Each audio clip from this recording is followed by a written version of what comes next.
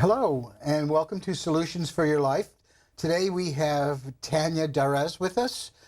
Tanya is our 4-H leader in St. Lucie County. Tanya, welcome. Thank you, Ed. Yeah, nice to see you again. How are things going? Good? Very good. Good. All right. Well, what I'd like to do is let's first off, with all my guests, I'd like to just have you talk a little bit about yourself. I know you're shy and you don't like doing that, but just kind of give us a little bit about your background. I do know that you just recently finished up your master's degree, so that's a big accomplishment, right? Yes, I'm very excited. I graduated just recently this spring with my master's in education, so from University of North Florida. So I'm very excited to bring that to our county and the experience and the education that I had. And that experience from the program to be able to teach my 4-H leaders and some of my older 4-Hers.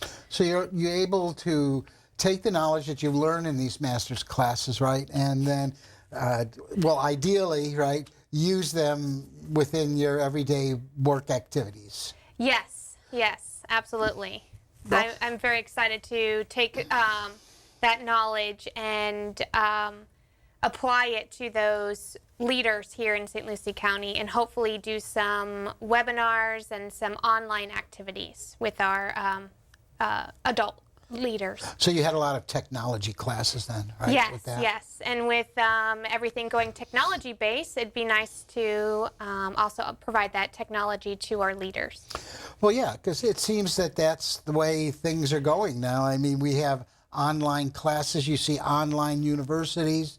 I know that we do some online teaching as well in some of the programs that I do. So, well, good for you. Yes. Yeah, so let's today talk a little bit about 4-H and your 4-H programs. But the one question that folks always ask me, and I finally have remembered it, but what do the H's, I know, in 4-H stand for?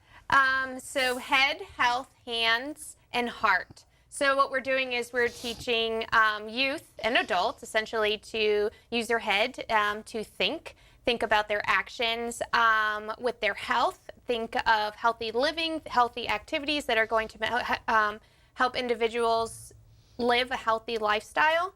The hands represent going out and reaching your community and helping those community members and helping each other.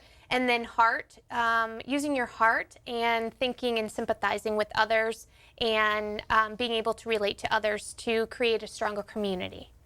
And 4-H has been around for years, right? Yes. Yeah, how many? Oh, a really long time, way before my time. Yeah. I was actually in 4-H when I was 8 years old, so I'm an alumni in the program, and it's great.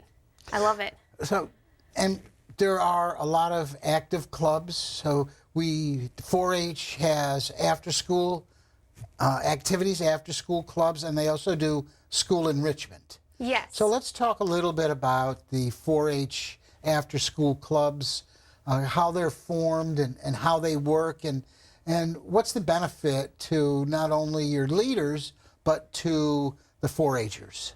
So in St. Lucie County, we have, I'm going to break it up into 3 different groups. So you have community clubs.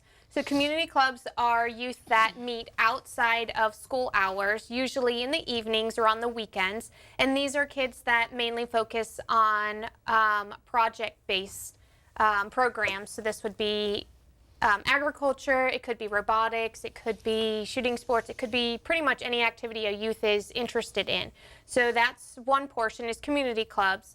The next is after-school clubs. So this is clubs that meet during the hours after school, maybe in the parent pickup time when parents still are at work. So they meet either during school at lunch hour with a teacher or after school.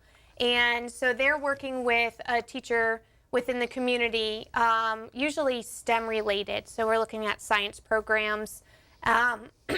Excuse me. And then our next group is our enrichment program. And that is where my staff and myself, we go into schools and we will do programs that we have created, and we teach those youth.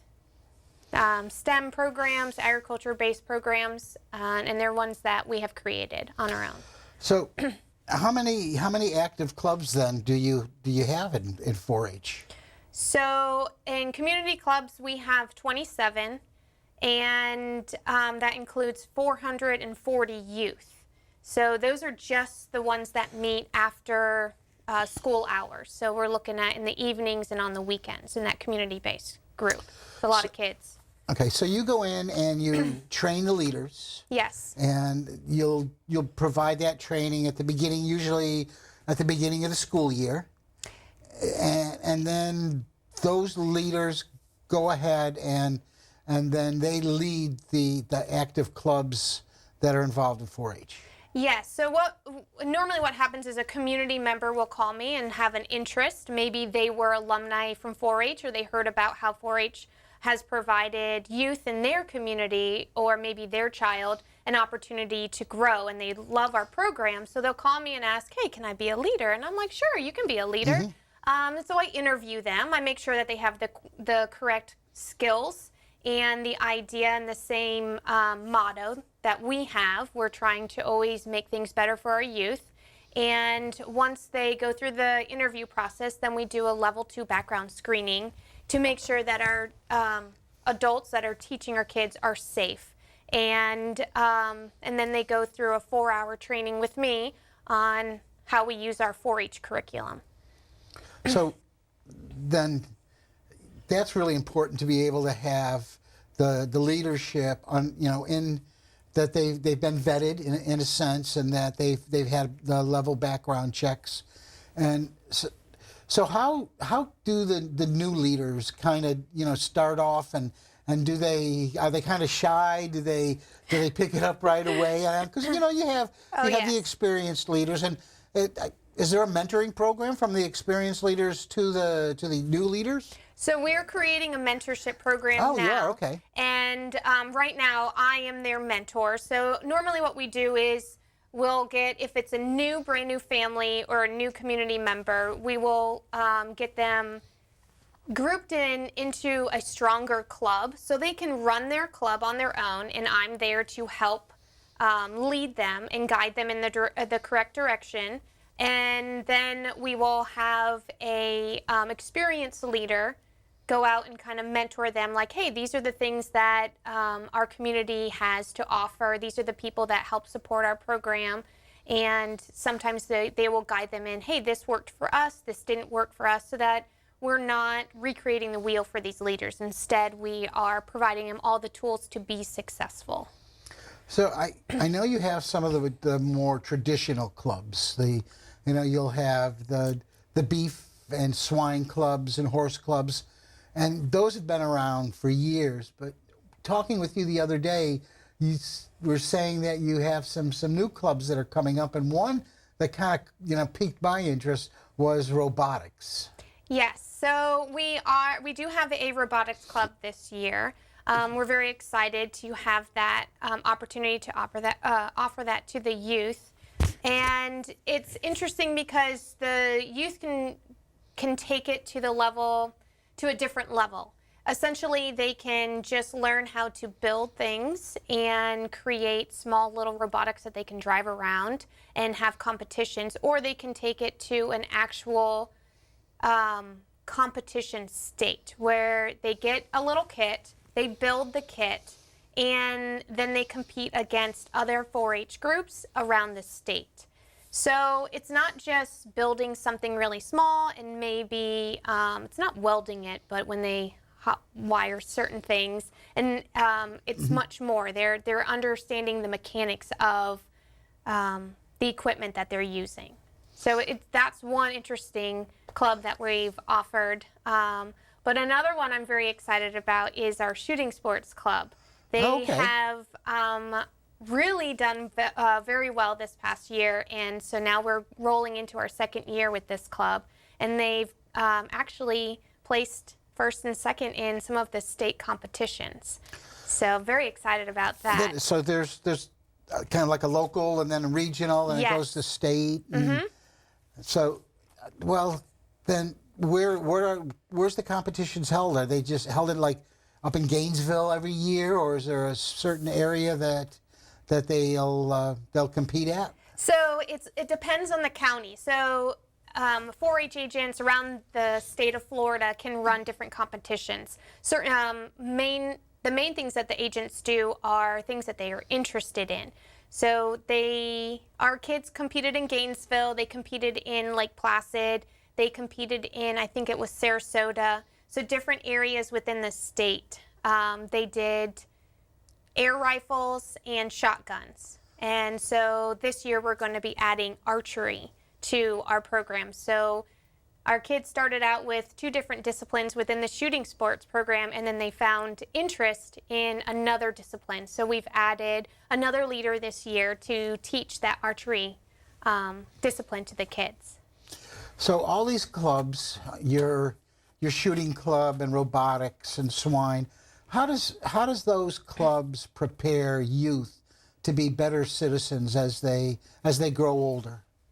So we're providing our kids with life skills. So when you think about, let's say, do you have a dog at home, Ed?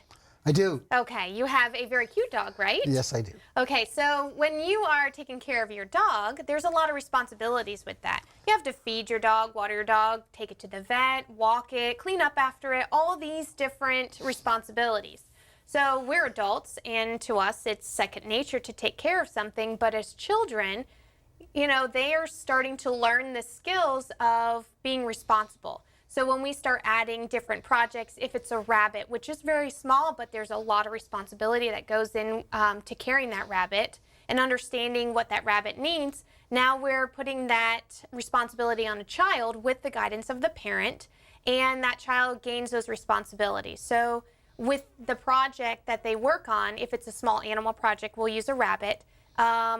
They have to complete a record book, and a record book includes everything that they spent on that animal, everything maybe that animal needed, if it was vet bills, if it was food, any supplies, purchasing the animal, or maybe that child decided to take that rabbit and go show it around the state. So what other expenses were part of that rabbit's life?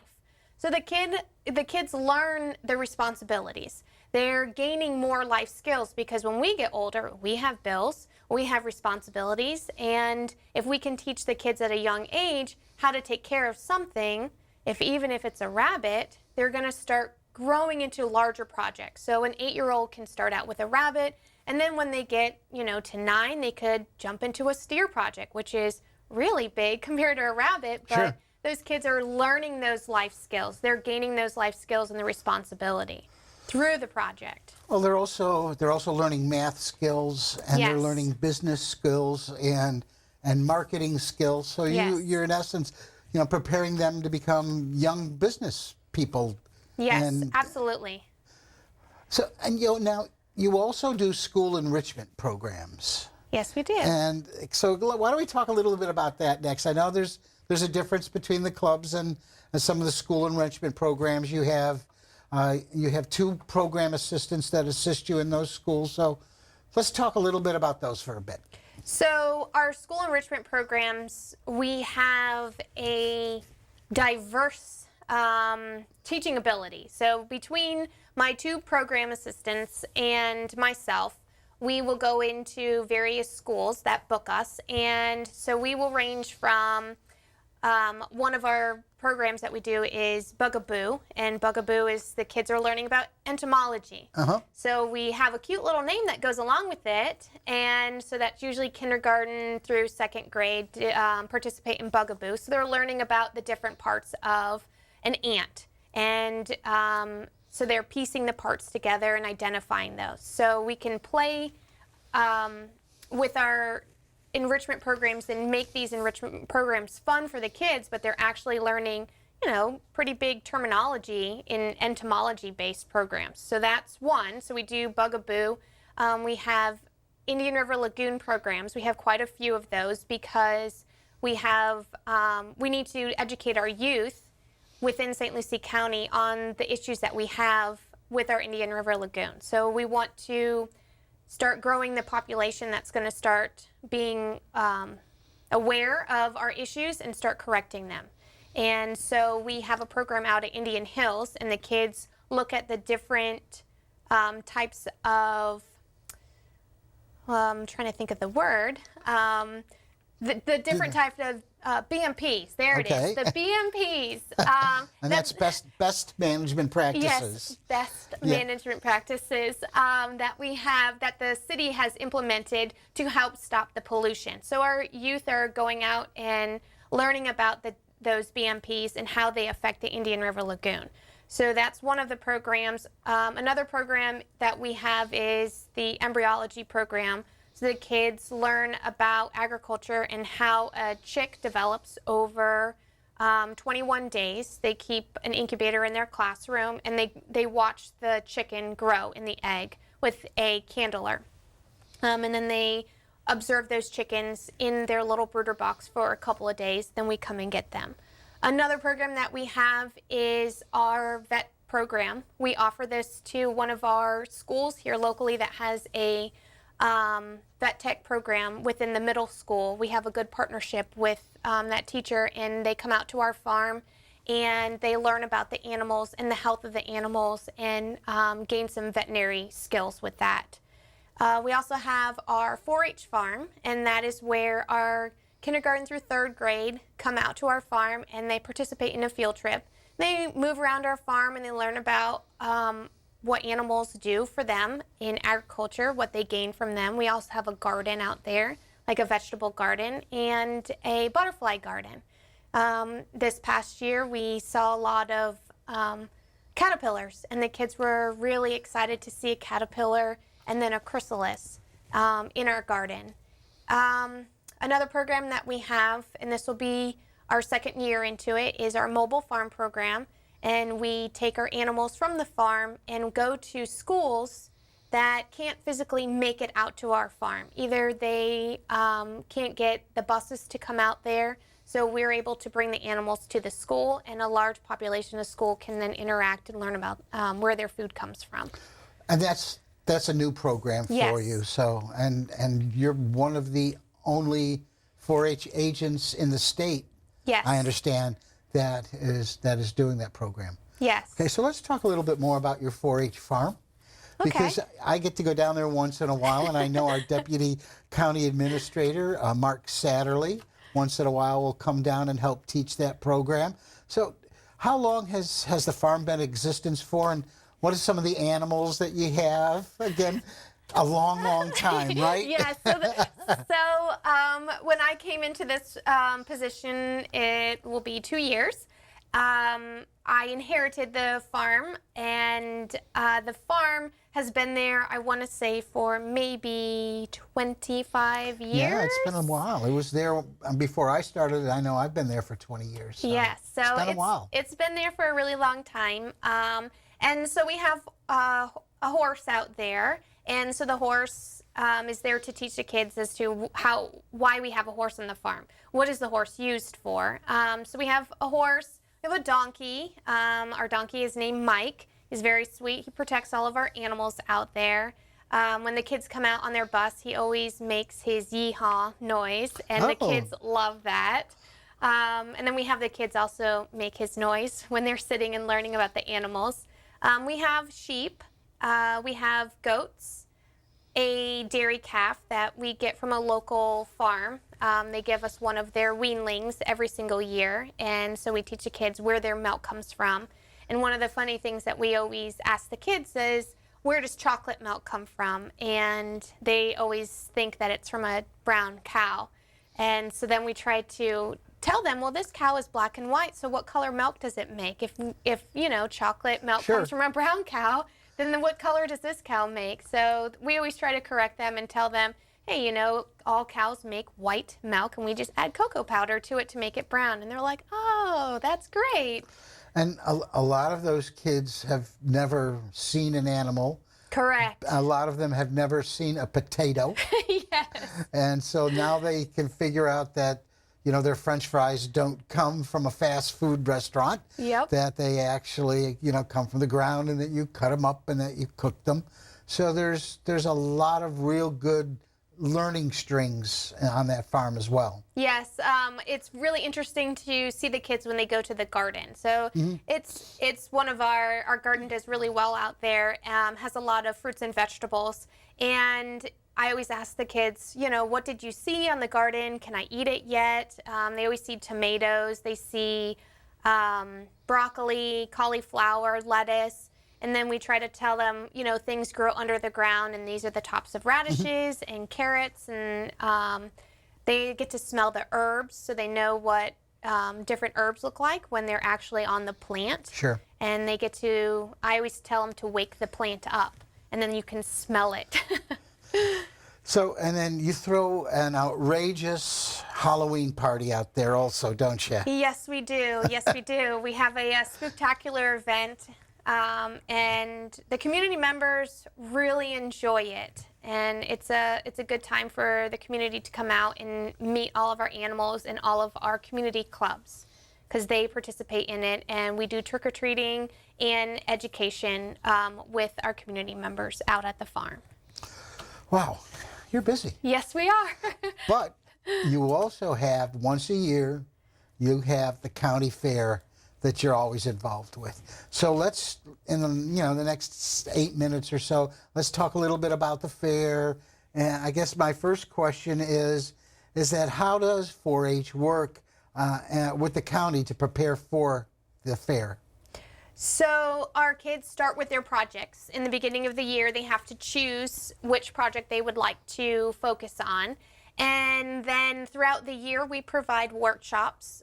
We also provide out-of-county workshops with other 4-H agents. I'll connect with them, and we'll do workshops with them to give more education to our youth about their particular project. So they learn about their project through the year, and then it comes towards the fair time. And this is when they're learning showmanship skills. They're learning about withdrawal times on different medications for their animals. Mm-hmm. They're also learning, depending on their project, that this is an animal that is going to be somebody's meal. And then some of the other animals get to go home with some of those kids. So we are constantly providing education to our youth and our parents on these projects. But we're not just animal-based. We also provide horticulture projects. So our kids are growing fruits and vegetables out of pots and a hydroponic tower, and so they participate in that competition, essentially. We have the kids all starting on the same day every single year. Mm-hmm. They plant their seeds, and then whoever has the largest crop is the one who wins. But then, so we have small animals, we have horticulture, and then we have arts and crafts. You have the goofy grapefruits out there for Plant ID, because I've been a part of that. Yes. And the kids, they range from probably age 8 up to 11 or 12, maybe a little bit older, but they really know their plants, and they can identify them not only by their common name, but some of them can also identify them by their scientific name. Yes. So there's a pretty good idea of some of the clubs and some of the competition that you have. You'll have in the large horse barns and cattle barns and swine barns, the older 4-H children are there. I call them children. But, they are tough. I tell you what, some of those little girls just take a hold of that hog and just guide it around the arena, and it's amazing to watch. But they're there always. They are in the same pen with their animals, always willing to answer questions, very knowledgeable. Mm-hmm. So they know their business. Yep. So all of our kids, they do a rotation. And in order to educate our community members when they come out to the fair, because it's nice to see all of the cute, pretty animals that we have out there, but we want to have our youth share their experiences and their knowledge that they gain throughout the year. So our kids will stand in front of their project, and when a community member walks up to them, they'll say, "Hey, what's your animal's name? How old is it? What type of animal it is?" And our 4-H'ers, they are definitely not afraid to talk in front of public. So they will just tell them all the stories and all the positive experiences that they've had with their 4-H project. And some of the names that these kids have for their swine projects, they're just adorable. And then their horses that they have out there and their steers, they're beautiful. All these animals are great, and I'm always so impressed to walk around. I always take my name tag off and kind of talk to the kids and make sure that, see what they're learning and making sure that our program is actually providing the kids with the education that, they're here for. And they're very knowledgeable, and they're very polite also. Yes. And that's goes a long way. So, but in one barn, you have the small animals, which is like the cutest Yes. of all of the barns. So those kids have parades with their small animals, and they dress up as those small animals. So that's available there also, isn't it? Yes. So I'm always impressed because, all of our small animal projects, they can be for any youth from 8 to 18 years old. But one of the kids that I always see out there, she has a Flemish Giant. So do you know what a Flemish Giant is? It's a big rabbit, isn't it? It is a really rabbit. big rabbit. So it's about 20 pounds. So you're looking at a 20-pound rabbit. And every time I see this rabbit, it's always with this little girl. And the rabbit is like half the size of her, and she carries this rabbit. She loves the little rabbit, and she walks around and shows people, like, yeah, this is my Flemish Giant. And it's really sweet, but to see the child interact with her project, because it's just much more than, it's a project. It's a family member for her, and she's learned a lot from that animal. And to be able to see her communicate and share her experience with people that attend the fair, I think that's like a priceless moment for me, and makes me know, okay, we're doing a good job. This is what I like to see. Yeah.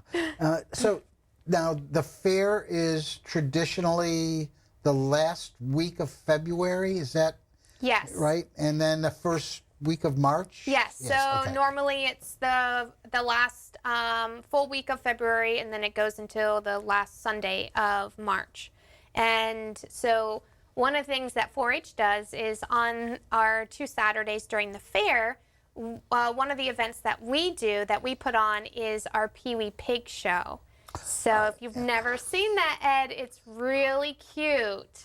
So we have these little tiny kids that come out. They are younger than our 4-H age, and we call them they're in our Clover Bud group. So these are going to be kids that are future showmen, as we call them. So they come in, they all get little show crops, and they walk around the pen, and they show animals. They name their little pig, for those few minutes that they are interacting. And I think it's a great experience for the kids to start a tradition.